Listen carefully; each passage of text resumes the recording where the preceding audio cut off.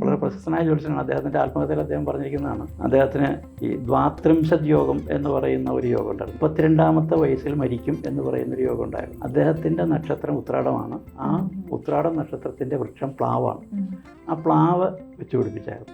ഇത് കഴിഞ്ഞ് അദ്ദേഹത്തിനൊരു 10-20 വയസ്സൊക്കെ ആയി കഴിഞ്ഞപ്പോൾ പുള്ളി ഇവിടുന്ന് നാട് വിട്ടൊക്കെ പോയി.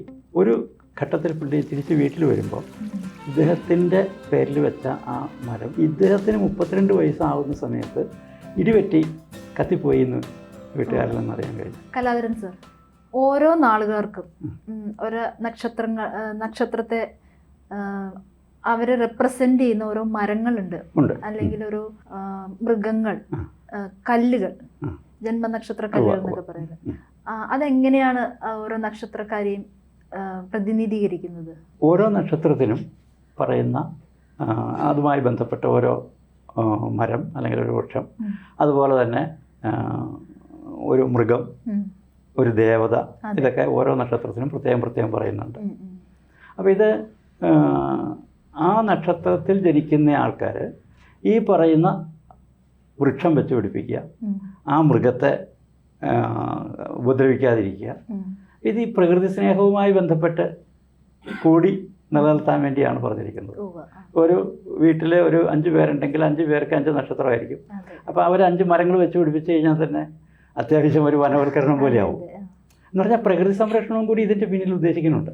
അതുപോലെ തന്നെ മൃഗങ്ങളെ ഉപദ്രവിക്കാതിരിക്കുക, പറ്റുന്ന മൃഗങ്ങളെയൊക്കെ വളർത്തുക. ഇപ്പോൾ പാമ്പിനെയൊക്കെ വളർത്താൻ പറയുന്നത് ശരിയല്ലല്ലോ, പക്ഷേ അവയെ ഉപദ്രവിക്കാതിരിക്കുക. അപ്പോൾ അത് ഈ പ്രകൃതി സ്നേഹവുമായി ബന്ധപ്പെട്ട് വനവൽക്കരണവും വനസംരക്ഷണവും അതുപോലെ തന്നെ മൃഗങ്ങളെ സംരക്ഷിക്കാനും ഒക്കെയുള്ള ഒരു പ്രചോദനം ജനങ്ങളിലുണ്ടാക്കാനും കൂടിയാണ് അത് വച്ചിരിക്കുന്നത്.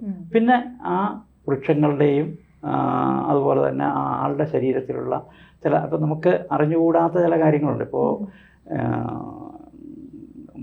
നമ്മുടെ ആയുർവേദത്തിൽ ഓരോ ചെടിയും ഓരോ ഔഷധമായിട്ടാണ് പറയുന്നത്. നാസ്തിമൂലം അനൗഷധം എന്നാണ്. ഔഷധമല്ലാത്ത ഒരു ചെടിയും ഉണ്ടാവില്ല. പക്ഷെ അതെന്താണ് ഔഷധം എന്ന് കണ്ടുപിടിക്കാൻ കഴിയുന്നവനെ അത് ഉപയോഗിക്കാൻ കഴിയുള്ളൂ എന്ന് മാത്രം. അപ്പോൾ അങ്ങനെ ഉള്ള ആ ചെടികളുമായിട്ട് അല്ലെങ്കിൽ ആ വൃക്ഷങ്ങളുമായിട്ട് ഈ നക്ഷത്രത്തിൽ ജനിക്കുന്ന വ്യക്തിക്ക് ഏതെങ്കിലും തരത്തിൽ ശാരീരികമായ ഒരു കണക്ഷൻ ഉണ്ടാകാം. അതെങ്ങനെയാണെന്ന് നമുക്ക് ഇപ്പോൾ അറിയില്ല. അതിൻ്റെ ആന്തരികമായിട്ടുള്ള കാര്യങ്ങൾ നമ്മളിപ്പോഴും ശരിയാവണ്ണം പഠിച്ചിട്ടില്ല, പഠനം നടത്തിയിട്ടില്ല. അതുകൊണ്ട് ആ കാര്യങ്ങൾ വ്യക്തമാക്കാൻ കഴിഞ്ഞിട്ടില്ല. പക്ഷേ ഇനി ഒരു കാലഘട്ടത്തിൽ അങ്ങനെ ഒരു പഠനം നടത്തി കഴിഞ്ഞാൽ ചിലപ്പോൾ അതിൻ്റേതായ ചില കാര്യങ്ങൾ അറിയാൻ കഴിയുമായിരിക്കും. ചില വ്യക്തികളിൽ ചില വൃക്ഷങ്ങൾക്ക് ചില സ്വാധീനം ചെലുത്താൻ കഴിയുമായിരിക്കണം. പൊതുവെ എല്ലാവരിലും സ്വാധീനം ചെലുത്താൻ കഴിയുന്ന ചില വൃക്ഷങ്ങളുണ്ട്. അതിൽ പെടുന്നതാണ് ആല്, അങ്ങനെയുള്ള മരങ്ങൾ. ഇപ്പോൾ ഒരു വീട് വയ്ക്കുമ്പോൾ ആ വീടിൻ്റെ 4 ദിക്കുകളിലും, അതായത് കിഴക്ക്, തെക്ക്, പടിഞ്ഞാറ്, അങ്ങനെ വടക്ക്, അങ്ങനെയുള്ള ദിക്കുകളിൽ ഇന്ന വൃക്ഷങ്ങൾ വെച്ച് പിടിപ്പിക്കണമെന്ന് വരെ പറയുന്നുണ്ട്. അതിന് വിപരീതമായ വാസ്തുശാസ്ത്രത്തിൽ അതിന് വിപരീതമായ ദിക്കുകളിൽ വെച്ച് പിടിപ്പിച്ച് കഴിഞ്ഞാൽ അത് ഒരു നെഗറ്റീവ് ഇമ്പാക്റ്റ് ഉണ്ടാക്കും എന്നും പറയുന്നുണ്ട്. അപ്പോൾ അത്രയധികം വൃക്ഷങ്ങളെക്കുറിച്ച് അന്നത്തെ വൃക്ഷ ആയുർവേദം ശരിക്കും പഠിച്ചിട്ടുള്ളവരായിരുന്നു അന്ന് ഈ രീതിയിൽ ഇതെല്ലാം കണക്ട് ചെയ്ത് വെച്ചേക്കുന്നത്. അപ്പോൾ സാധാരണഗതിയിൽ നമ്മൾ നക്ഷത്രങ്ങളുടെ വൃക്ഷങ്ങളെന്ന് പറയുന്നത് ഇപ്പോൾ 27 മരങ്ങൾ ഇപ്പോൾ പല ക്ഷേത്രങ്ങളിലും മരങ്ങളൊക്കെ വെച്ച് പിടിപ്പിച്ചിട്ട് നക്ഷത്ര വൃക്ഷങ്ങളെന്ന് പറഞ്ഞ് സംരക്ഷിക്കുന്നുണ്ട്. അപ്പോൾ അത് ഓരോ വ്യക്തിയും അവനവൻ്റെ വീടുകളിൽ വെച്ച് പിടിപ്പിച്ചാൽ ഏറ്റവും നല്ലതാണ്. ഈ 27 നക്ഷത്രങ്ങൾക്ക് ഓരോ വൃക്ഷങ്ങൾ എന്ന് പറയുമ്പോൾ ഏകദേശം എല്ലാ മരങ്ങളും ആവും തോന്നുന്നു. സാമാന്യം എല്ലാ മരങ്ങളും ആവും. അപ്പോൾ അതുപോലെ ഈ ചില അനുഭവങ്ങൾ ചിലർ പറഞ്ഞ് കേട്ടിട്ടുണ്ട്. അദ്ദേഹം ഒരു ജ്യോത്സ്യനായിരുന്നു, വളരെ പ്രശസ്തനായ ജ്യോത്സ്യനാണ്. അദ്ദേഹത്തിൻ്റെ ആത്മകഥയിൽ അദ്ദേഹം പറഞ്ഞിരിക്കുന്നതാണ്, അദ്ദേഹത്തിൻ്റെ ജാതകത്തിൽ അദ്ദേഹത്തിന് ഈ ദ്വാത്രിംശത് യോഗം എന്ന് പറയുന്ന ഒരു യോഗം ഉണ്ടായിരുന്നു. അതായത് 32ാമത്തെ വയസ്സിൽ മരിക്കും എന്ന് പറയുന്നൊരു യോഗം ഉണ്ടായിരുന്നു. അപ്പം അദ്ദേഹത്തിൻ്റെ അച്ഛൻ ഇദ്ദേഹത്തിൻ്റെ ഉപനയനം, അദ്ദേഹം ബ്രാഹ്മണനായിരുന്നു, അപ്പോൾ ഉപനയനം നടക്കുന്ന സമയത്ത് അദ്ദേഹത്തിൻ്റെ നക്ഷത്രം ഉത്രാടമാണ്. ആ ഉത്രാടം നക്ഷത്രത്തിൻ്റെ വൃക്ഷം പ്ലാവാണ്. ആ പ്ലാവ് വെച്ച് പിടിപ്പിച്ചായിരുന്നു.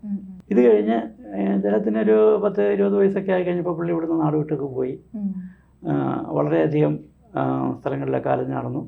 അത് കഴിഞ്ഞ് ഒരു ഘട്ടത്തിൽ പുള്ളി തിരിച്ച് വീട്ടിൽ വരുമ്പോൾ ഈ ഇദ്ദേഹത്തിൻ്റെ പേരിൽ വെച്ച ആ മരം ഇദ്ദേഹത്തിന് 32 വയസ്സാവുന്ന സമയത്ത് ഇടിവെട്ടി കത്തിപ്പോയി എന്ന് വീട്ടുകാരിൽ നിന്നറിയാൻ കഴിഞ്ഞു.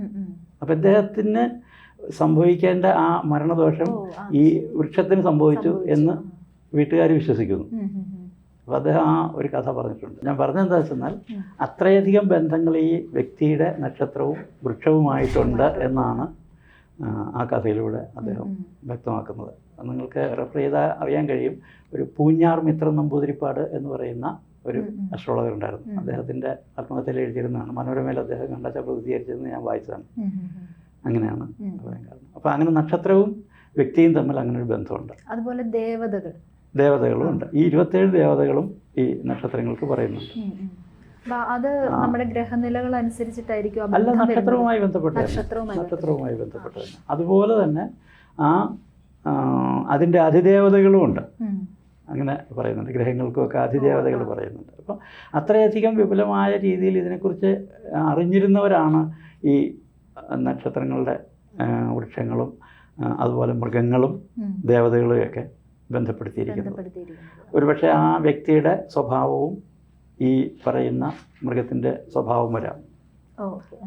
അത് ഇപ്പോൾ നമ്മൾ പറയുന്നില്ലേ, ഒരു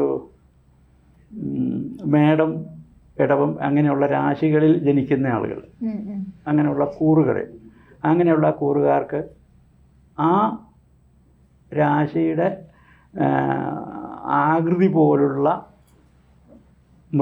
ഓരോ മൃഗത്തിൻ്റെ ആകൃതി പറഞ്ഞിട്ടുണ്ട്. ഇപ്പം മേടം ആട് പോലെ, ഇടവം കാള പോലെ എന്നൊക്കെ. അപ്പോൾ ആ ആകൃതി അല്ലെങ്കിൽ ആ സ്വഭാവം, അവ കഴിക്കുന്നത് പോലുള്ള ഭക്ഷണങ്ങളോടുള്ള താല്പര്യം ഇങ്ങനെയൊക്കെ ഉണ്ടാകാം എന്ന് പറയുന്നുണ്ട്. അപ്പോൾ അതുപോലെ തന്നെ ചില നക്ഷത്രക്കാർക്ക് പ്രത്യേക സ്വഭാവ രീതികൾ ഉണ്ടാവും. അതായത് ഒരു പൊതുവിൽ എന്ന് പറയുന്നത് ഞാൻ കേട്ടിട്ടുണ്ട്. അത് എന്തെങ്കിലും യാഥാർത്ഥ്യമുണ്ടോ? ഉണ്ട്. ഇപ്പം ഞാൻ പറഞ്ഞല്ലോ, ഓരോ നക്ഷത്രക്കാർക്കും അതിൻ്റെതായ ഒരു പ്രത്യേകത ഉണ്ടാവും. ആ പ്രത്യേകത അത് തന്നെയല്ല, ചില നക്ഷത്രങ്ങളുമായിട്ട് അനുകൂലത്തിൽ പ്രവർത്തിക്കുകയും മറ്റു ചില നക്ഷത്രങ്ങളുമായിട്ട് പ്രതികൂലത്തിൽ പ്രവർത്തിക്കുകയും ചെയ്യുന്ന ഒരു സ്വഭാവമുണ്ട്. ഇപ്പോൾ ക്യാരക്ടർ വൈസിൽ തന്നെ ഉണ്ടാകാം. ചിലർ മുൻകോപികളായിരിക്കും. അതെ, ചില നക്ഷത്രത്തിൽ അതെ അതെ അതെ അതെ അങ്ങനെയുണ്ട്. അപ്പോൾ അത് നക്ഷത്രങ്ങളെക്കാൾ കൂടുതൽ ജ്യോതിഷത്തിൽ പറയാൻ കഴിയുന്നത് ഇപ്പോൾ ഒരു 3 നക്ഷത്രങ്ങൾ അല്ലെങ്കിൽ 2 നക്ഷത്രവും പിന്നെ ഒരു നക്ഷത്രത്തിൻ്റെ ഒരു പാദവും ചേർന്നുള്ള കൂറുകൾ എന്ന് പറയും. ഇപ്പോൾ അശ്വതിയും ഭരണിയും കാർത്തികക്കാലും മേടക്കൂറ്. അപ്പോൾ ഈ അശ്വതിയും ഭരണിയും കാർത്തികക്കാലം ഈ പറയുന്ന നാളുകളിൽ ജനിച്ചവർ മേടക്കൂറുകാരാണ്. അപ്പോൾ മേടത്തിൻ്റെ സ്വഭാവം, മേടം ആട് പോലെ എന്നാണ് പറയുന്നത്. ആടിൻ്റെ സ്വഭാവം കാണിക്കുക, അതായത് ഇലക്കറികൾ കഴിക്കുക, അതുപോലെ അല്പഭക്ഷണം, ആടിന് അങ്ങനെയാണല്ലോ, അതുപോലെയുള്ള ഭക്ഷണ രീതി. അതുപോലെ കാലിൻ്റെ മുട്ടിന് ബലക്കുറവായിരിക്കും ആളുകൾക്ക്. അതുപോലെ വെള്ളത്തിലിറങ്ങാൻ പേടിയായിരിക്കും. ഇതൊക്കെ ഈ മേടക്കൂറിൽ ജനിക്കുന്ന ആളുകൾക്ക് പറയുന്നതാണ്. വളരെ ഇൻട്രസ്റ്റിംഗ് ആയിട്ടുള്ളൊരു കാര്യമാണല്ലേ. ശരിക്കും അത് അങ്ങനെയൊക്കെ ഉണ്ടാവാറുണ്ട്. ഉണ്ട്. അപ്പോൾ നമ്മൾ അവരുടെയൊക്കെ ഫലം പറയുമ്പോൾ അവർ പറയാറുണ്ട്, ഇതൊക്കെ എനിക്കും അനുഭവത്തിലാണ് ഉണ്ട് എന്ന് പറയാറുണ്ട്. അങ്ങനെ അതുപോലെ തന്നെ ചിങ്ങൻ ലഗ്നം, ചിങ്ങക്കൂറൊക്കെ ജനിക്കുന്നവർക്ക്, ഇപ്പോൾ മകവും പൂര ഉത്രത്തിക്കാൽ ചിങ്ങക്കൂറാണ്. ആ ചിങ്ങക്കൂറിൽ ജനിക്കുന്ന ആളുകൾക്ക് തീക്ഷ്ണമായി പ്രതികരിക്കാനുള്ള സ്വഭാവം ഉണ്ടാവും. അതായത് ചിങ്ങം എന്ന വാക്ക് സിംഹം എന്ന വാക്കിൻ്റെ തദ്ഭവമാണ്. ചിങ്ങം രാശിയിൽ ചിങ്ങക്കൂറിൽ ജനിക്കുന്നവർ പെട്ടെന്ന് കോപിക്കുന്നവരായിരിക്കും, തീക്ഷ്ണമായി പ്രതികരിക്കുന്നവരായിരിക്കും, മാംസാഹാരത്തോട് താല്പര്യം കൂടുതലുള്ളവരായിരിക്കും. ഇതൊക്കെ പറയുമ്പോൾ ആ നാളിൽപ്പെട്ടവരെ അവരത് സമ്മതിക്കാറുണ്ട്, ഇങ്ങനെയുള്ള കാര്യങ്ങളുണ്ടെന്ന്. അപ്പോൾ അങ്ങനെ നമുക്ക് അനുഭവത്തിൽ നിന്ന് തന്നെ മനസ്സിലാവും ഈ നക്ഷത്രക്കാർക്ക് ഇന്ന മാതിരിയുള്ള സ്വഭാവ വിഷയങ്ങളുണ്ട്. അതുപോലെ തന്നെ ഇന്ന നാളുകളുമായിട്ട് ഇവർക്ക് ചില ബുദ്ധിമുട്ടുകളുണ്ടാവും. ആ നാളിൽപ്പെട്ടവരുമായിട്ട് സഹകരിക്കുമ്പോഴും അതുപോലെ തന്നെ അതാണ് നമ്മൾ ഈ വിവാഹത്തിൽ നക്ഷത്രപ്പൊരുത്തം നോക്കുന്നതിൻ്റെയും ഒരു കാര്യം. അപ്പോൾ ഇതൊക്കെ ഒരു വളരെ പൊതുവിലുള്ള കുറേ ആളുകൾക്കൊക്കെ സംശയമുള്ള കാര്യങ്ങളായിരുന്നു. ഇപ്പോൾ സാർ പറഞ്ഞു തന്ന കാര്യങ്ങളൊക്കെ. അപ്പോൾ അതൊക്കെ ഒരു പരിധി വരെ നമുക്ക് വിശദീകരിക്കാൻ സാധിച്ചു എന്ന് തോന്നുന്നു. നന്ദി സാർ. തീർച്ചയായിട്ടും. ജ്യോതിഷമോ വാസ്തുവോ പൂജയോ നിങ്ങൾക്ക് ആവശ്യമുണ്ടോ? താഴെ കാണുന്ന നമ്പറിൽ വാട്സപ്പ് ചെയ്യൂ. നിങ്ങൾ ചെയ്യേണ്ടത് ഇത്രമാത്രം: താഴെ കാണുന്ന നമ്പർ നിങ്ങളുടെ മൊബൈലിൽ സേവ് ചെയ്യൂ. അതിനുശേഷം ഞങ്ങളുടെ നമ്പറിലേക്ക് വാട്സപ്പിലേക്ക് ഹായ് അയയ്ക്കൂ. ജ്യോതിഷ സംബന്ധമായ എല്ലാ ആവശ്യങ്ങൾക്കും ABC മലയാളം നിങ്ങളോടൊപ്പമുണ്ട്. ജ്യോതിഷവുമായി ബന്ധപ്പെട്ട എല്ലാ വിശേഷങ്ങളും നിങ്ങളിലേക്കെത്താൻ ABC ജ്യോതിഷം സബ്സ്ക്രൈബ് ചെയ്യുക.